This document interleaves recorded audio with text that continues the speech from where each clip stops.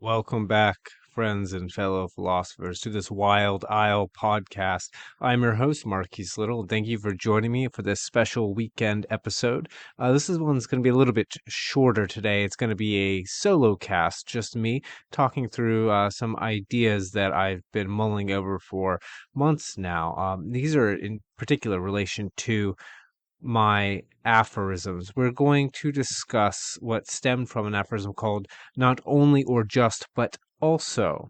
I think this one's going to be useful for all of you out there who want to determine when someone might be deceiving you or deceiving themselves or you and themselves by reducing something down, let's say, within its borders, not extending the consequences of their concepts as far as they should go. But before we get into all of that nonsense, I want to send all of you, if you're listening to this when it comes out on Sunday, it's going to be fairly close to the last day that you can help out with the Kickstarter campaign for Wand Smoke Tales from the Labyrinth. I'm raising money for the book covers. We've been at a low 25%, but maybe it will jump up at the last second, and we'll be able to afford to commission real human art covers for these short stories. So if you'd like to help me, go over to wildislelit.com, and there's a big button. It says Kickstarter campaign underneath it. It's got not human generated images for the little advertisement button. Click on that, go to the Kickstarter. Contributing just $5 gets you on the backer list. You can also contribute up to $50 to get all of the story bundles. So essentially you're doing like a pre-order that way, or if you go all the way to 100, you get all the bundles plus the whole collection in hardback. And for both of those, the bundles and the bundles plus hardcover, I'm going to sign them all. So you can go there at wildislelit.com and help me out. Also, if you are an author yourself and you have a manuscript that you've been working on, but you're not satisfied with the, let's say, quality of the prose, the style of the writing, you can hire me. I am an editor and I run the Wild Isle Style Guide. I take heavy influences both from the old classics and also the pulps as well as modern stuff. And I'm constantly increasing my reading library so that I can help you find the style and the voice that you're looking for. So go over there at wildisle.com under my editing service to check out the Wild Isle Style Guide. And while you're there, make sure you check out my novel, Wand Smoke Broken. So this is going to be what comes before the short stories I mentioned earlier. It's a weird fantasy fiction novel. It's like an episodic adventure. Reads a little bit like a Western crossed with a literary novel. First chapter is available for free for you to read or listen to, again, on my website, wildislelit.com. You can also find my podcast there, my blog, and this massive list of aphorisms I've been, I don't want to say publishing, but publishing these for a while. Really, they are, in a sense, castaway thoughts, but also not castaway, right? So that's what we're really talking about them today. The aphoristic form, for those of you who don't know, that's when you have that quippy little philosophical quote where you have a dense idea packaged down into just a few sentences. My influence from this comes from, as many of you listeners would know, the philosopher Friedrich Nietzsche, who very much liked the aphoristic form. It wasn't taken very seriously during his time, and still today it's not taken very seriously. You know, what can you really say of any substance in such a short time frame? Is it not just, let's say, the eloquent nothings of, let's say, fast talkers? Well, oftentimes it is, to be frank, but there is some value in writing in the aphoristic form. It forces one to, let's say, dispense with all the unnecessities of the thought and to get to the point. It also protects one, in a sense, right? Because when you're writing in the aphoristic form, for the reader to understand the point that you're making, they actually have to be intelligent enough to read it. What I've found is that if you try to write out your ideas, the reader, if they are ill equipped to understand them, but can read enough of the words in the sentences, they will assume they understand something that you haven't written and then will attack you. if you write out an aphorism, oftentimes if the person is, let's say they don't have the aptitude to be polite, they just don't respond because to them it comes off as gibberish, and maybe they just think what you're writing is gibberish. But at the same time, you've now gate kept those types of individuals away. And what kind of individuals might you be interested in gatekeeping away from your philosophy? Well, you're going to find out today. So I'm going to, for you, my listeners, my friends and free spirits, read some of these aphorisms around the concepts of not only or just, but also. That was the originator. To give some context, surely, my listeners, you have had a conversation with someone where they've said something along the lines of, well, I'm just trying to X, whatever comes after, like, I'm just trying to help you. I'm just saying um, what I did was just, and then whatever it is that they did. Now, we'll go through a few of these aphorisms, and we'll see whether or not that framework can hold any water. So, the original aphorism reads as such. Such reductions as what typically follow the words only, just, merely, and solely are not only erroneous, but are also lies of a particularly and insufferably feminine type. It's a little cutting there. What do I mean by that, right? So I'm sure people will be jumping down my throat that I use the word feminine here to describe it. What I mean here is that this is a passive form of lying, right? It is a retraction or a reduction rather than to state something that is directly false. What has happened is the claim has been artificially constrained, right?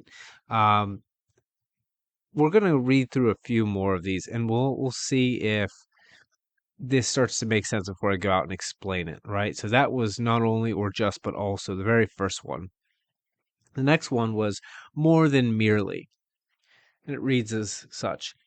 It has been said, but it can never be said enough. This shall be my contribution to philosophy. Nothing is just anything. Nothing is merely or only, but is always also something else. Not just, but also. Let that become a poisoned rapier and chalice against mookish reductionists. There you see that play on reductionism again, and if you're familiar with the aphorism Babel mook, that word mook will make sense. What I mean by that is an unconscious liar. What is an unconscious liar? It's someone who is saying something that they know to be untrue, but in the moment that they're saying it, they're not thinking really about anything. They are feeling. In another podcast, I think I'll talk about this. When the serpent speaks, the fluttering of the forked tongue, that is a hydra of a multitude of lies that defend more and more lies. When someone does not realize that they are merely babbling what feels right in the moment. When I hear someone do this, I just think whispering and in their ears, a little demon, pathos, pathos, pathos, pathos, as opposed to logos, right? Because the logic or the idea that there is a truth which can mediate to individuals is gone. It goes to pure subjectivity. But now we're going down a different rabbit hole. That was more than merely. By now, you should be able to pick up the idea that to say something is just a thing is to say that it is not also something else. That's what the word means, right? So if I say this is merely this thing or only this thing or just this thing, I'm excluding the possibility that my meaning or the function of a thing or the reality of a thing could include other factors than the ones that I would like it to or that would be expedient to me in that moment. Right? Can you pick it up, oh free spirits, my listeners, my friends, fellow philosophers, the error being made? We're going to read a few more that are interconnected, and we'll see if you can kind of pick up on it as we go, and then I'll do a whole diatribe here at the end. So this next aphorism I want to read is inarticulable nonsense. Articulations are where two things join with proper flexibility to facilitate function. Articulated ideas are those notions likewise joined as to become functional. Therefore, inarticulable ideas are nonsense notions, disjointed and dysfunctional.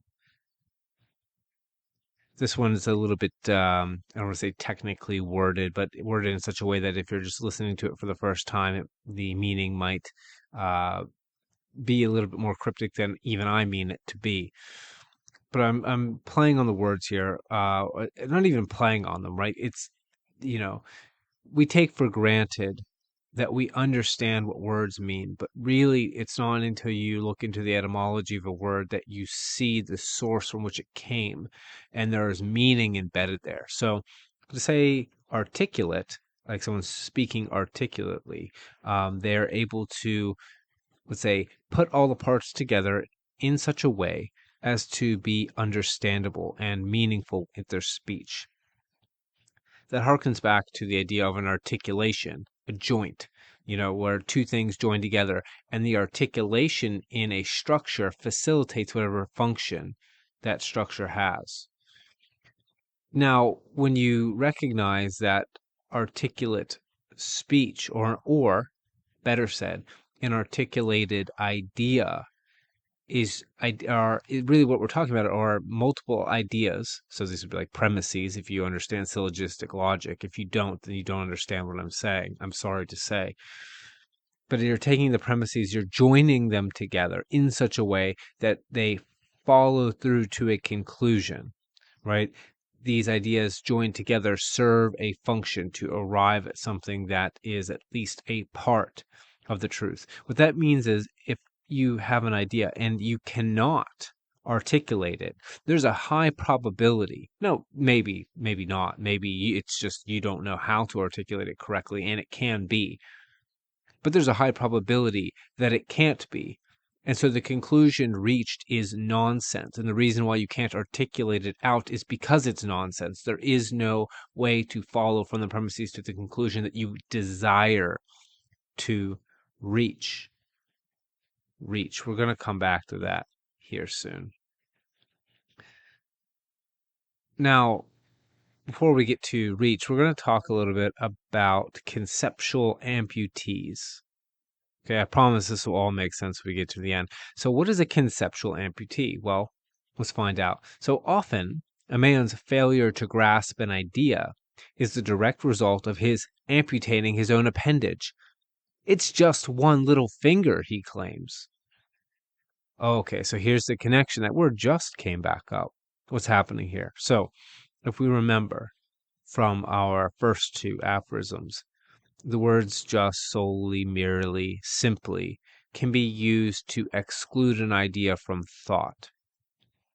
Now, we just talked about the articulation of a multitude of ideas, right? So, if I exclude either some of the notions, some of the ideas, some of the concepts that would lead us to a conclusion, or I exclude the joints to those ideas, I can cut off a thought early before arriving at the conclusion, or I could cut off your thought, right?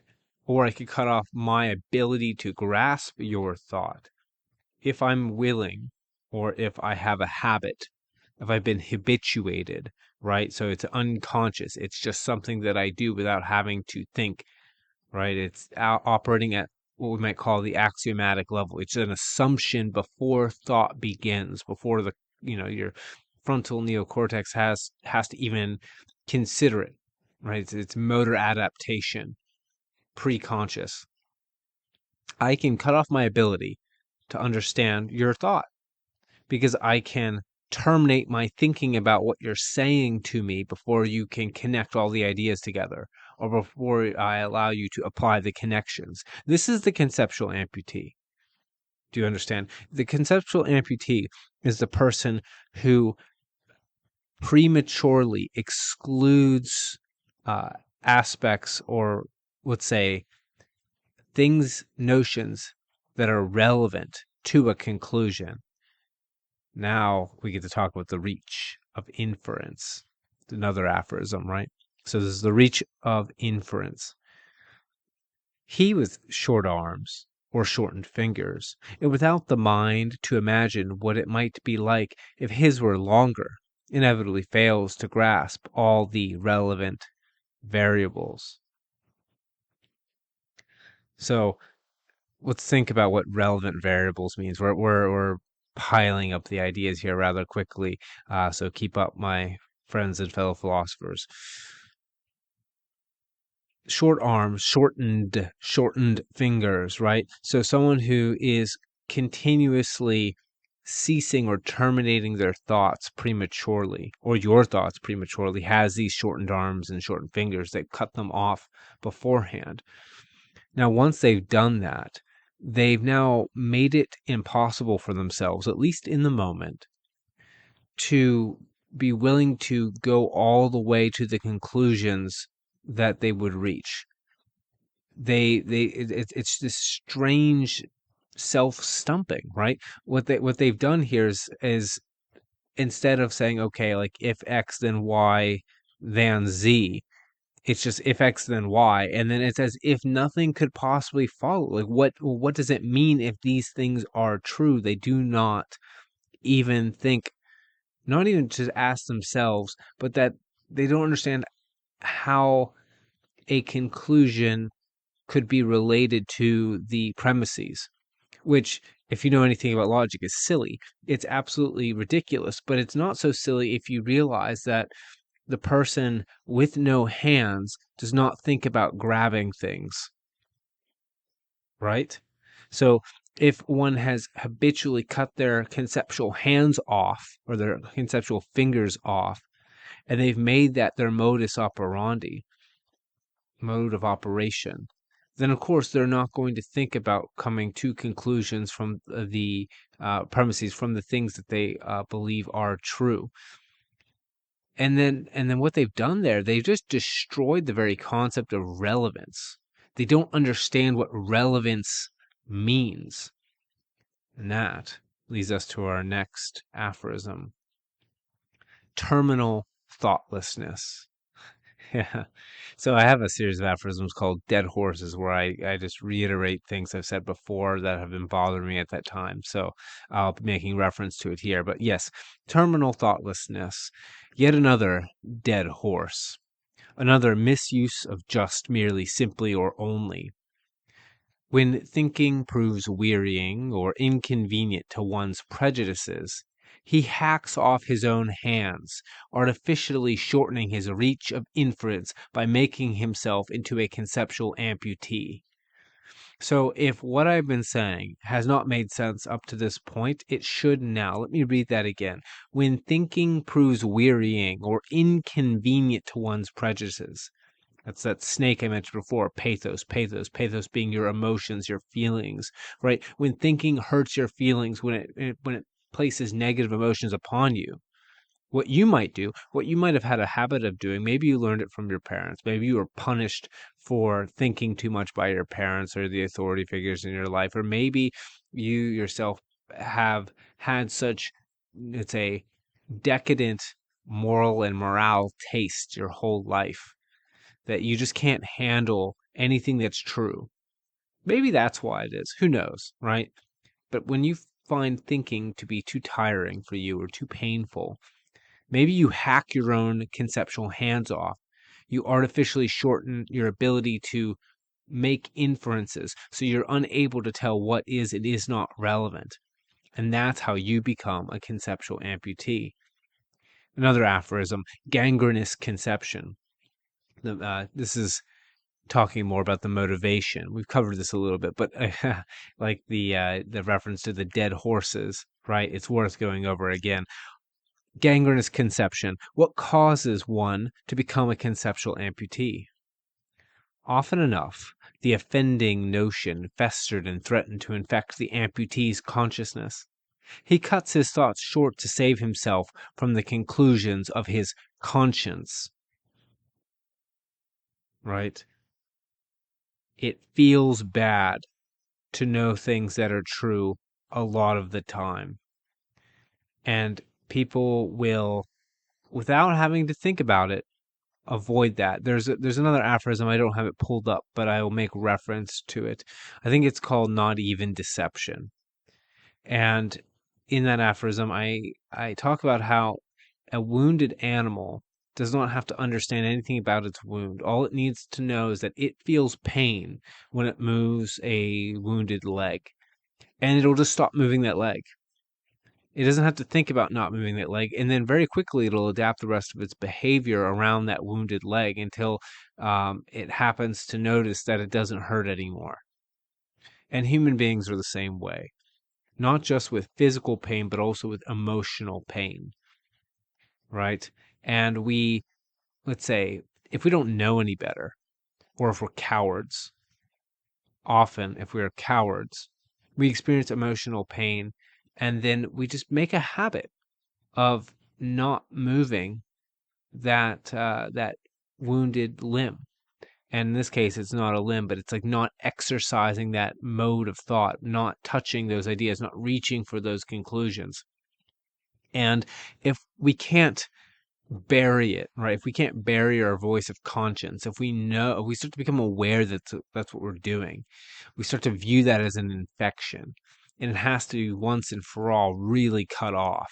You have to absolutely not let yourself think about that. You have to, let's say, destroy your ability to infer about most things. You take what were before, let's say, consequences of logos, consequences of logic, of honesty, of working through something that was true.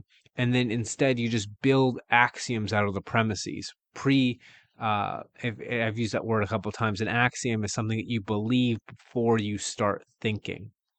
And you have these, right? You assume that you exist. You assume that things outside of you exist, that the universe exists. You assume that you can learn something about the universe to some degree of accuracy, right? You assume that your rationality, your ability to think logically, to come to conclusions, is at least somewhat useful and somewhat accurate, somewhat, let's say, corresponds to reality. Maybe it's not perfect, just like our perception isn't perfect, but you trust it enough. We have these assumptions, or we can't act in the world. And these are axioms. And you have to make some, but you need to make as few as possible. Because the moment you start adding things as axioms, it disables you from thinking, right? It ends up being a methodology of making one of these conceptual amputees. One more aphorism, friends. Omission of truth. There is a prevalent, effeminate rhetorical tactic employed by souls resentful, envious, and jealous. They exclude her from the conversation, never comparing their notions to hers, nor their vanity. I'm personifying truth here, so let me read that again. There is a prevalent, effeminate rhetorical tactic employed by souls resentful, envious, and jealous. They, referring to those souls, exclude her, the truth, from the conversation, never comparing their notions to hers. So never comparing their subjectivity to the objective truth, nor their vanity. This is another reference to those who suffer pain by looking at the truth, right? It's always easier to omit the truth, particularly if one is resentful, envious, or jealous, because then one doesn't have to look at oneself and notice one's inadequacies. And look, we all have inadequacies. I'm speaking this kind of caustic, judgmental way because I'm, sitting here alone at the desolation of the evening when my emotional regulation all falls out from under me. But really, that's what people do. And again, if you are one of those people who are going to complain about my use of the word effeminate, I'm using that in this case, I'm using it in a very symbolic sense. When you see a group of little girls, how do they torture some other little girl? They exclude her from the social group, right? I'm also using this in the idea that where if I was being masculinely dishonest, I would be stating something outright as a lie. But when I just omit the truth, if I just leave it out, if I just don't consider it, right, you can see why you would describe that as effeminate, right? It's the in the human case, female tactic, if I wanted to be in this way dishonest. That's the last of the aphorisms I wanted to go through today, but let's go back to the beginning and remember the pathway, how we came here. Not only, not just, not simply, not merely, but also. Nothing is only ever one thing. Everything is a multitude of things, because to that one, there is the objective thing, and then there's also all the various subjects which have different relationships with that thing. And so one thing is always a multitude of things, both to the world objectively, but then also to the individual subjects, not only in their subjectivities, but also sometimes objectively. If that's confusing, think about it this way. If you know me, you'll know I love peanut butter, right? That's, and peanut butter is an objective thing. It has objective qualities, and to me, it's delicious. And to someone who's allergic to peanut butter, it is poison and it kills them. So it is different to different people, both subjectively and objectively. Peanut butter is a multitude of things. It's food. It is also poison. It might, I don't know, also be something you might use to hide your either child or pet, usually your pet, right? If you have a dog, you want to give it something. You could just put it in peanut butter like a pill and it just gobbles that all up, right? So it could be a method of disguise, many things. Now, that being the case, when someone says, I was just, it is simply, it's only, that person is immediately saying something that's untrue. That person probably does not realize that that's what they're doing, but that is what they're doing. That person is reducing the reach of inference, right? They are terminating their thoughts prematurely, like a gangrenous limb. But what they're really doing is cutting off their hands. They're cutting off their ability to grasp the conclusions of their own ideas, right? They are protecting themselves from their own bad ideas. They're saying something's untrue, and they do not want you to be able to point it out because it's painful, because the untruth that they're saying is probably in itself some means of protecting them. And that's my lesson for us, friends and fellow philosophers. Be on the lookout. Do not accept when someone says something is only the thing, or just a thing, or merely a thing, or simply a thing. Do not accept when someone reduces a concept down to only what is expedient for their argument or expedient for their position. Do not let someone make you also into a conceptual amputee. Thank you for listening, friends. If you made it all the way through me ranting through the evening, I say thank you. I ask that you consider checking out my Kickstarter. It would really mean a lot to me if you're listening to this on the Sunday of its release. Again, at wildilelit.com for Wand Smoke Tales from the Labyrinth. I worked really hard on these stories. I think really they're my favorite of the Wand Smoke series so far. And I really like to be able to commission real human art, to put real covers on these things, and then get them to market to you guys. Again, you can hire me as your style guide if you want to sharpen your writing skills over at wildilelit.com/editing. The other podcasts are on there. You can check out my blog. I blog mostly about philosophy right now, a lot of East Asian philosophy, and will be doing for the near future. And of course, I have my novel, Wand Smoke Broken. Again, the first chapter is available on my website, wildilelit.com. Okay, that is enough shilling for this evening. Thank you, friends. I'll see you next time. Greetings, friends. Thank you for tuning in. If you're watching or listening between May 27th and June 26th of 2023, I have an important announcement. A Kickstarter campaign is currently underway to fund the covers for the upcoming Wand Smoke short story series, Tales from the Labyrinth. Please like, comment, and share this video or podcast to help spread the message as far as possible. And if you'd like to donate, click the Kickstarter link in the description to support the campaign. You'd be helping fund 5 book covers. That's 5 releases over the course of the year and 5 steps closer to bringing a dream into reality. Thank you so much, friends. I look forward to sharing these